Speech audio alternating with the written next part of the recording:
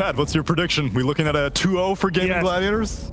He just wants to go home. Easy 2-0. No, I can't wait for more dotes. There we go. I convinced him. I will remind you, we have a tiebreaker no matter what happens. Seth. Yeah, I know. We got to be here tomorrow. And I'm on the rotor for it. I feel the emotion. Purge, which way you going? Is it a 2-0? I think Gladiators definitely outclass EG, and they're going to do it also this game. And I think they are going to have the better execution. TA is going to fall off late game, etc., etc. And so on and so forth. Very true. As per my previous email. I get it true. No. Now they stop. Okay. You have to say something that's true. I'll say something that's true. Game number 2 with Sunsfan and Cinderin right now. True. Well, Prepare can for battle. Gaimin Gladiators secure themselves a tiebreaker tomorrow, Cinderin? The answer is yes. No matter what. Jinx. We finish each other's Sandwiches. well, only if it's... You cannot stand sharing food, so that's incorrect. We only finish them if you eat first. That's a lot of animals If I in the fountain. Look at this. It's a dog. That's a cat. And that's something. Look, the cat has won more TIs than both of us combined. That is an animal of some kind. What the hell is that? That was one of the TI couriers. It was what, chinchilla, I think? No, that's not a chinchilla. If that is a chinchilla, it's the worst model chinchilla ever. Those are massive. No, wasn't it I thought it looked like a chinchilla. No, 30 seconds. Look at the chubby cheeks. Chinchillas don't have chubby cheeks like that. It's the chubby cheek chinchilla. It looks like a cross between a guinea pig and a hamster, and I don't know. It's very cuddly though. It has the ages too. Look at it. Yeah, that's- oh, okay. oh. Okay, now it's a beaver. What the hell is that animal? Doesn't matter. They find us around. Sea Smile though has a way to get through, and that's called Firefly. Yeah. The Jinx. battle begins. Sandwiches. You didn't say it. Nope. So then you don't get to finish it. Okay. Anyway, off to the races. Charge onto Celery. Yeah, he is gonna get the glimpse off, but he's still gonna take a lot of damage here. Yeah, there's another blood grenade where that came from as well.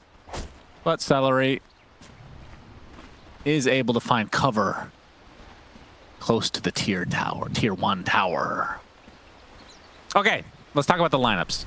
So we get to see the Quinn Lesh, something that used to be a lot more common. Of course, he was buffed in this last patch. Split Earth, I believe, has a bigger AoE now, and the Lightning Storm in general has been buffed. 20 more damage at all levels, which Edict has lower cooldown. And from the build that we saw last time, he ignored Diabolic completely and maxed the Lightning Storm. Yeah, I think that was that Sumail in the last Thank game you, we production. cast it with Storm? That's right. With Lash, I mean? I'm not sure, actually. I don't remember.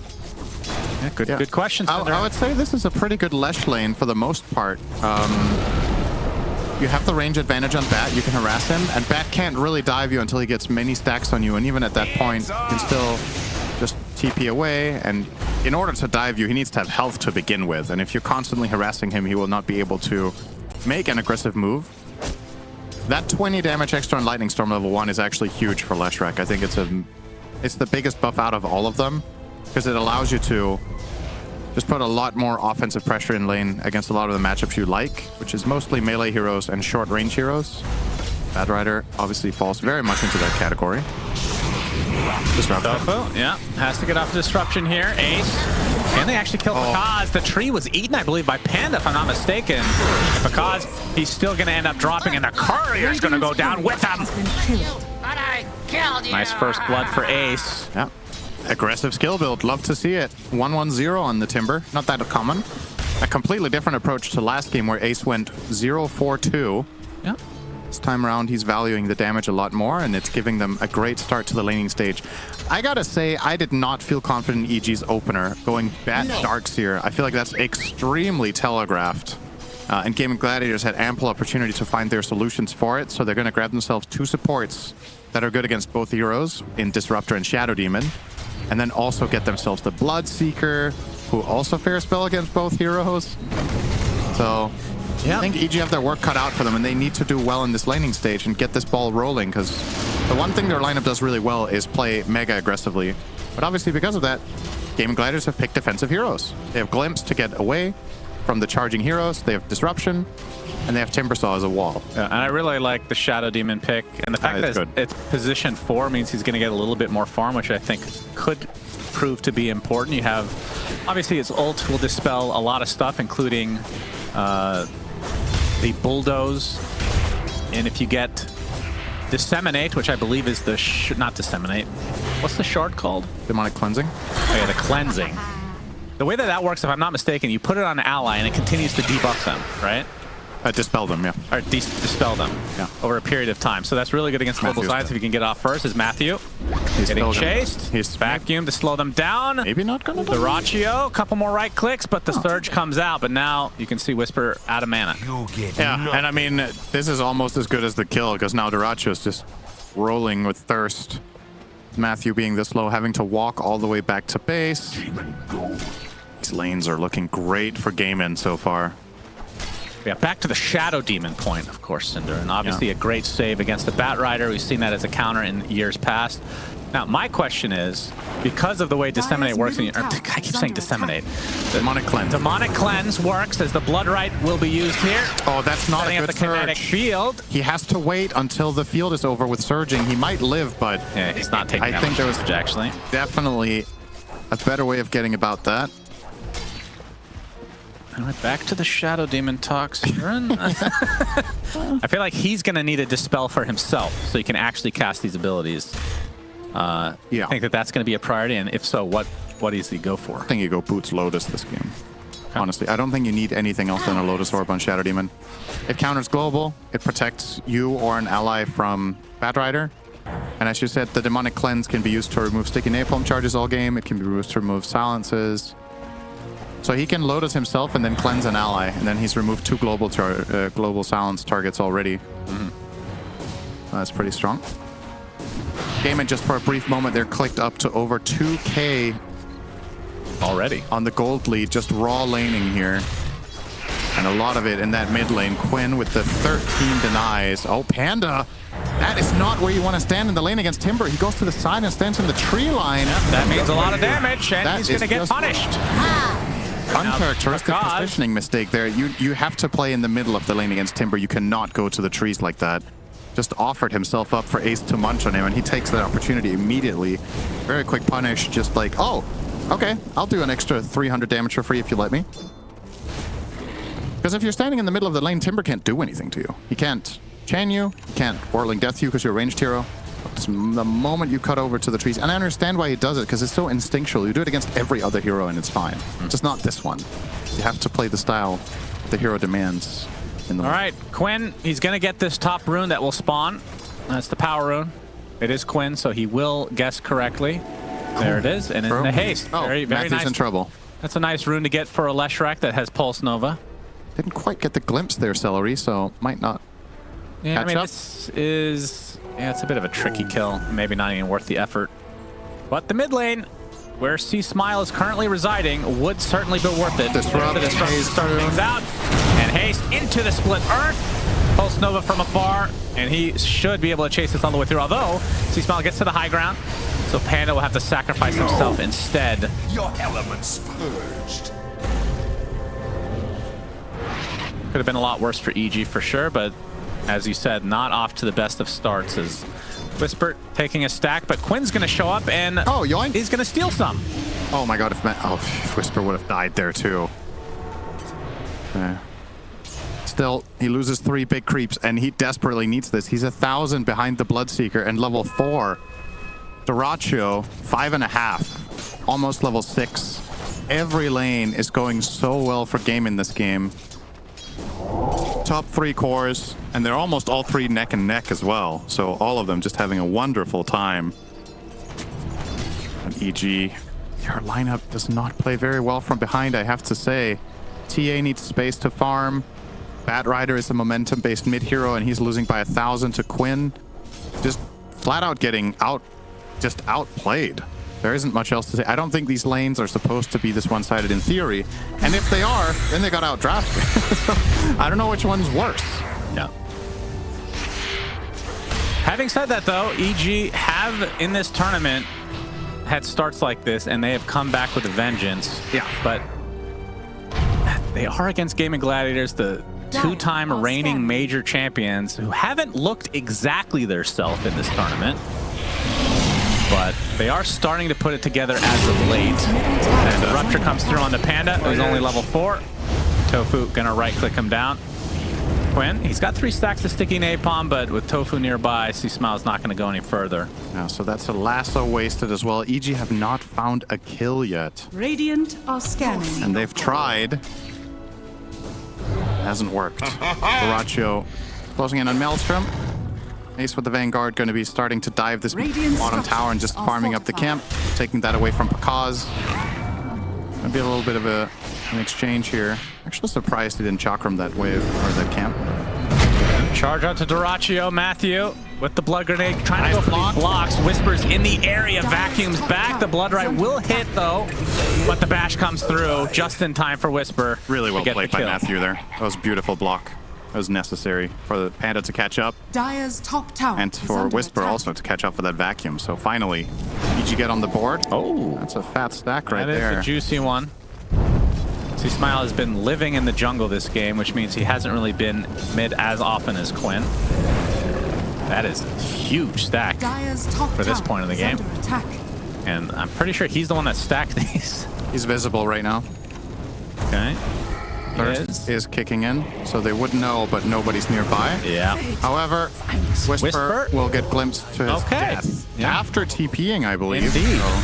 And Pakaz is going to get gone on by Ace, the Chakram, eating through those refraction charges. Pakaz with 4 stacks of Shadow Poison. Ace running a bit low on mana as Pakaz trying to find an avenue that does not include trees. Good luck with that. The river's a good place to start, though. The charge comes in from Matthew. Connects onto Tofu, which means Pakaz likely will be able to run away. Up C-Smile. Quinn's going to slow him down with that Lightning Storm. Pulse Nova not quite in range, though. But Matthew does eventually fall, but either way, that's still fine for EG. They pull a bunch of members of Gaimin Gladiators out. They don't lose the carry that was being pursued. That was really good movement. For more stacks to be taken. Really good movement from Pakaz there to not get killed. He had to sidestep the Shadow Poison. He had to avoid the follow-up Timber Chain. He juked everything. It will survive, but small consolation prize, because yeah, you do live, but you didn't farm anything for a full minute, more or less. Whereas the enemy cores are still finding theirs. EP top now, he wants to go for the Ancient stack, I guess. Or at least the big camp. With the Dragon Lance, he should be able to farm both relatively safely. If he has coverage, and Panda is going to show up and leech a bit to get toward his level 6. Double damage. And so is Matthew. So a little bit of family farming here. Dire's middle tower is under attack. That's one ugly family. Whisper is under attack. will be able to TP out. Static Storm placed. Not able to hold him in place. Still getting forced back to base again on the Seer. Really falling behind here. And that's the risk you take when you pick Darkseer like this. The only hero you saw was Timber. So you're giving the enemy team the opportunity to double counterpick you. And Darkseer is a very straightforward hero to counter. You know what you're going to get. You're going to get 8 out of 10 times. Oh, hang on. Panda, he's dead. Yes, he is. Oh, Cinder in. Don't do this to us. He pops the Global Silence. Actually, we'll walk away. Flame Break now onto Tofu. Gets off the Demonic Purge, but won't save him. Keeping it interesting for you, Shannon. Thank you. I knew it was fine. With that global, we'll stay alive. Bottom tower will be claimed by Ace. EG closed the gap a little bit here. Obviously, farming that huge stack will help a lot on their total net worth as Pakaz shoots up to second. Has fallen. Almost first after this one as well. Structures are fortified. Necessary for TA, though, to be high on the charts, especially when Darkseer isn't doing this well. And just to finish off my thought from before, when you pick Darkseer first phase, when no enemy hero that you're going to be laning against is shown, you know you're going to be playing against either a melee 4 that uses Iron Shell or against some sort of strong harassment position 4 like Skywrath Mage. You can already prepare yourselves for what you want to set up in the lanes, and they grab that Bloodseeker, build around it nicely with their supports. When 4 levels in Edict. This was a different build than before. Yeah, so last time we saw Lesh, I think it was 4-2-4. Radiant's middle tower. This one started out as 2-0-3 3. Yeah. He's kept lightning actually on 3 as the charge comes through, hitting multiple heroes, but Matthew, Don't know what the plan was, but maybe he was just trying to demonic purge into Ace's burst. I guess he felt like he needed to do that to save his teammates. Maybe he did. Gotcha. Yeah, rips off the rupture, but the lasso coming in. Panda's in the area as well, gets the arcane curse off. Last word goes off as well. And Duracio's gonna TP back and regain all of that lost HP. More stacks. This time for Quinn, who gets punched by Keith the Bold. Steals all of these juicy stacks. EG have been stacking so much this game. Radiant's bottom tower. And they is under farmed most of attack. it themselves, but a little snack there for Quinn will complete his Bloodstone in 13. Dire's top And that tower aligns is with the under Lotus attack. from Ace. They are stupidly strong right now, and EG are not ready. So despite this 3k net worth lead, it doesn't sound like much perhaps, but keep in mind the majority of it is on a TA that cannot contest this lineup right now. She can't fight into Lesh without a BKB. Maybe with a Deso, she can kill him fast enough if she gets the catch with her Bad Rider and Spirit Breaker. For now, that is just not happening, so gotta respect the power that Gaimin Gladiators bring to the table here and Dire's keep top ramping tower up. Is under attack. Dire's That does top mean that if tower Gaimin has wanted, fallen. if they fancy their chances, they could go for an aggressive smoke, maybe kill someone bot, get a tier 2 even. They're looking to wrap around Matthew, but a good ward here will show things. Next item for Quinn's gonna be the Boots of Travel. As Matthew was looking like he wanted to repeat the previous death, but thinks better of it. Oh yeah, Deso is just about to be online for Pakaz. And C-Smile working on a BKB. Radiant are scanning. And from Whisper's side, the Aura Machine. We've seen games on Darkseer where they are beyond farmed at this point, where they already have 2 auras finished. Yeah. He doesn't even have 1 yet. He's still working on the mech. Definitely tough times. But like you said, was Ward, they see Pakaz. picked very early in the draft. Not gonna find the glimpse. They really wanted that glimpse there. Celery was ready for it. But now they know he went over here, so the outcome might be the same. But he has traps available. It's going to be spotted by Panda first. Gets the arcane curse off, and shield rune activated by Quinn as Matthew gets a big charge onto 4 heroes. Even bigger vacuum to follow. But where's the actual follow-up? There's a static storm trying to give some space to Quinn, but he's getting bursted from afar as that desolator, like you talked about, if they find the right opening, Pakaz can do a lot of damage, and we saw it there. Just an amazing read from EG. They were like, all right, they definitely saw Pakaz. They want to get the glimpse. They might just chase him into the ancient area. So they were really well set up. This trap goes off on 4 heroes. They get a beautiful charge here. Matthew going through 3 of them. Then they get the global opening, vacuum. There wasn't even a wall there. He hasn't skilled it. Imagine that. Level 9 Darkseer, no wall point. Yep. But it didn't need it. Celery happy about dying? Was that from now? I don't know. I think he was just caught off guard. I love Dota. I mean, that's the thing I do like about Gaimin Gladiators is they have good attitude with things, you know? They have a lot of happy guys, and then there's Quinn. Yes. He's happy when he's winning. And this year he's been very happy. Absolutely. In pro games, at least. Yep. And just like that, Pakaz now top net worth in the game. So how quickly these things change. Yeah, and C-Smile has the BKB now on bat as well. Has to pop the Bloodstone. C-Smile with the BKB, lasso back. We can see Tofu and Duraccio in the area. They get the rupture onto Matthew. Trying to TP out, but that's a little ambitious. Yeah, that kill was just not going to happen. Quinn is too tanky with the Bloodstone there. These 2 heroes combined, Bloodseeker as well as, Bad Rider as well as Spirit Breaker, not enough in the tank. Even popping the BKB lasso, they didn't even get close. Like, Tofu TP'd into Disrupt and he was like, wait, you're not even in danger. No, grab a free kill on the way out, so bad judgment there from EG's side. They need TA to kill this Quinn Lesh. Wants to dive here. Very aggressive. Quinn. That's because some TP's coming in. The glimpse back onto C Smile, but the global silence comes in. Look at the damage from Pakaz. The Psyblades just rip apart Gaimin Gladiators. Static Storm is placed, but really only catching one. And that is 3 dead. Make it 4. All of them going to Pakaz with the ultra kill. Woo. Okay. That came out of absolutely nowhere.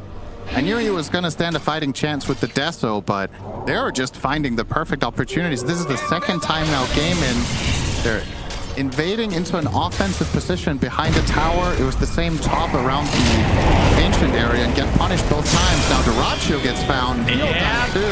They charged him a while ago. Oh, he heals because he gets the 1 kill. And now he runs away. Cinderin does it again, everybody. Can you believe it? I actually cannot believe that. I'll be honest.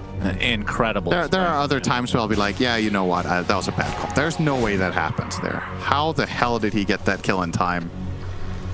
He was literally 1% health here. And I think it's C-Smile moving too much here. Stop moving! He keeps moving back and forth. He's just killing himself. Yeah, wow. All right, Damn. You cannot blame me for that one. That was C-Smile's fault, okay? Yeah, we'll write him a letter. That's the perfect reaction. Okay. What? Okay, well, they're gifted something, but still. Yeah. The past few minutes, it's been all EG, aside from that one. I think C-Smile wanted to turn around and get an attack off and just didn't manage in time. The lasso was still lingering, so he couldn't attack, and then when he turned, he changed his mind. It's really unfortunate, because, yeah, we might laugh that off and be like, you know, shit happens, but that's actually a really key moment. They lost a core, and the enemy core survived because of 100 movement on the ground with the Bat Rider. Really, this would have been a 3K lead instead of 1K. But they will get the Roche. That's a nice band-aid here. Pakaz will be continuing his absolute streak in this game. Getting huge here. BKB completed. Imagine daggers soon to come here.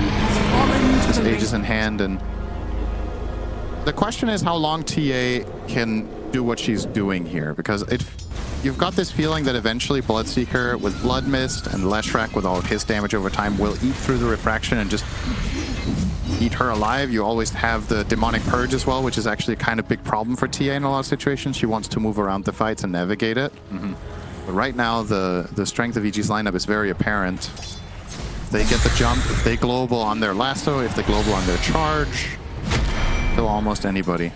Maybe except the man on your screen right now with a Lotus Orb. He'll be a tough one to crack. He'll be a tough nut to crack. Indubitably. Level 17.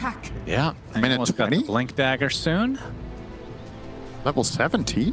Yeah. 17 at 20 minutes. Well, Dyrachyo's 16, so... Yep. Well, he's actually 17 as well. All right. Well, look at that. I guess that Bat Rider kill was a big influx of experience, actually. Dire's bottom tower is under I'd say attack. a hero on each side being level 17 at minute 20 is quite uncommon. Oh, they go on Ace. Try to go on Ace. Do they have the damage? He is getting bursted pretty fast. Tries to Timber Chain onto the cliff, but that's not a thing. He's going to get vacuumed back into the arms of Pakaz. And find the support on top of this as Matthew just simply TPs out. Dire's middle This game tower suddenly has fallen. in firm control of EG. Yeah. Winning every fight handily. Nice pounce there. Just immediately going in on that. Then we'll get out before the charge connects. So they take advantage of Timber's positioning there. They get the lasso and pull him into the river, and he's not in range of any trees there. So despite getting off a good Lotus, Ace could not connect on anything and threw out a Desperation Chain. Wasn't even close to hitting a tree. They got the collateral on the Disruptor, who tried to save him with the glimpse on Bat. And EG will advance, looking to take the Tormentor after the tier 2, you would imagine, with TA. Yep, I would imagine so. A quick pause and a quick unpause afterwards and into a pause. Someone crashed. Crash all. That's my favorite cheat code. Crash all ready. Yep, that How? makes sense. How can they all crash and then still be ready? You know what's funny? I wasn't going to say anything because you can't really, you couldn't see it, but my computer, everything was frozen on screen for over 5 minutes. They unpaused it just now and it started working again. So there's something actually weird going on with the server, I think. Okay. I've never seen that before. Dire's bottom tower is Maybe under you should just attack. leave the game. Yep. Bear the problem. All right, see ya. goes the tower. Dire's It's bottom tower Tormentor has fallen. time. Yep, nobody better in the game, I think, than TA for taking these. The double meld. Well, he doesn't have refraction ready. Yeah, that's Doesn't matter. all right. Matthew will get his planar pocket. Can eat the rupture or glimpse. Maybe the demonic purge. Okay, let me ask you this: have you ever noticed it doing anything? Not very often, if at all. I don't think I've noticed it this tournament. If it happens, like it's hard to catch unless you're Yeah. specifically looking for it. There are like certain spells where it would be very obvious, right? Like a finger being redirected or something like that. But a lot of the things that happen are kind of subtle. It's like you wouldn't necessarily notice that a Thunderstrike goes on this guy instead of another guy, or depending on the situation, if you glimpse someone else and you end up glimpsing Spirit Breaker, it might look like it was on purpose. You glimpsed that guy, etc. Yeah. Bit hard. So we'll just go out on a limb and say it's a pretty good shard, I guess. Maybe. I also think a part of it is that the pro players might not use it particularly well, because I think it's exceptionally difficult to use. It's one of the hardest spells in the game. Yeah, it's very to use timing correctly, because you need to have the foresight of what the enemy team is doing. But unlike with Anti-Mage's Spell Shield, you need to have the foresight that they're doing something on someone else that you want to take in that exact moment. You need to be in range. And a lot of the time, the way Spirit Breaker approaches fights is that he charges the backline. So you might not even be in range of anyone. I mean, and you will be targeted anyway. Do you know if you can cast it while charging without? Oh, that's a canceling good the charge? question. I don't think you can, but maybe. If you can, then that could just be used as a magic resist, temporary magic resist, along with bulldoze, Radiant's right? Yeah, middle that's tower true. Then is you're under attack. very close to being invulnerable. It doesn't. Dire's top 75% tower magic is under resist is attack. absurd, but it is a short duration. Yeah. And it cannot be dispelled. Dire's structures are fortified. Oh, Radiant Yeah. structures are fortified. I mean, you lose the magic resist immediately if they cast a spell on you, right? Because then the planar pocket ends, or? Am I remembering it wrong? I don't think so. I don't think that's connected to that at all. I think you just get magic resist for 6 seconds. Effect ends when the first spell is redirected. So I guess if you use it and people cast spells on you, it should stay, because then the spell wasn't redirected, right? But if they cast spell on an ally, it breaks. Who knows? Ask Fogged. He's probably tested that one 100 times. Yeah, make sure you guys tweet at Fogged if you have any questions about anything in Dota. He's more than happy to answer. So it could be anything from how does this mechanic work to how do I get better at the game. Cinder, you literally made this joke yesterday. I know, but not Exactly everyone was the watching. same. And if they were, they want a repeat because it was really funny. Here comes the smoke. Good EG.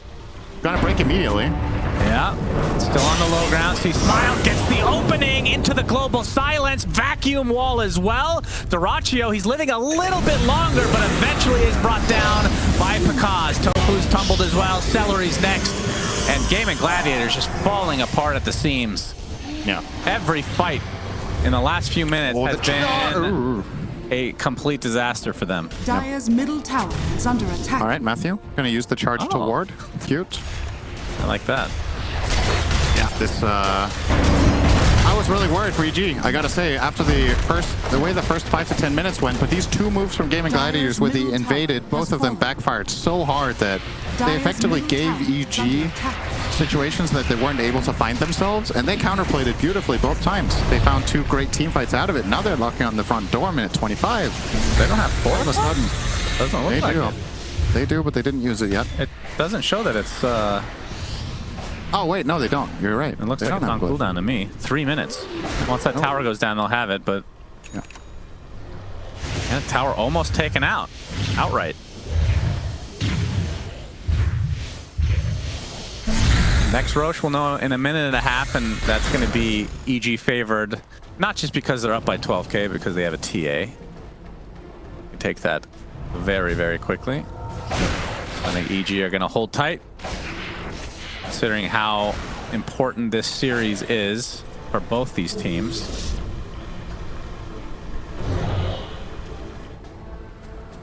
But regardless, we will have tiebreakers tomorrow, no matter what.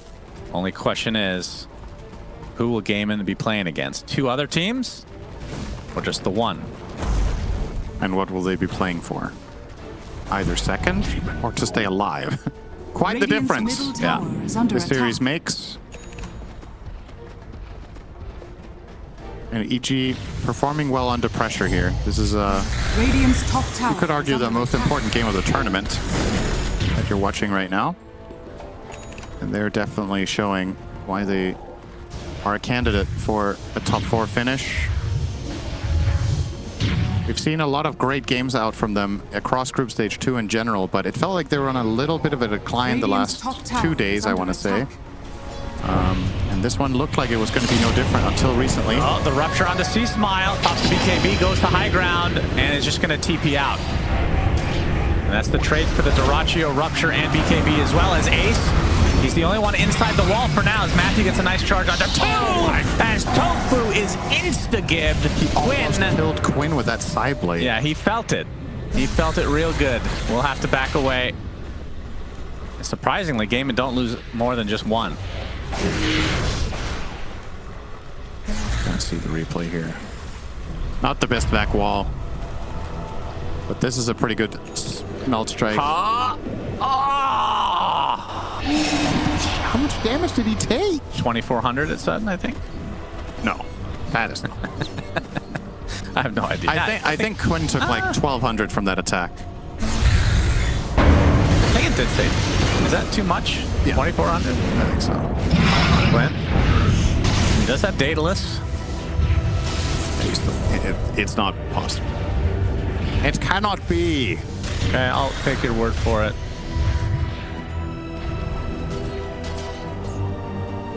Quinn getting closer. Oh my god, he has a DD, Shannon. Okay. We are looking at literal one-shot territory against Shadow Demon. Well, he already one-shot somebody, so. Well, he wasn't full HP the last time. All right, the charge in again, connecting on several heroes. The vacuum into a big cyber is not enough for an insta-gib, but he still gets a double kill shortly after. Make it triple for Pakaz. And this is getting out of hand for Gaimin Gladiators, with Pakaz now on their doorstep with a double damage rune still. A decent amount of time left.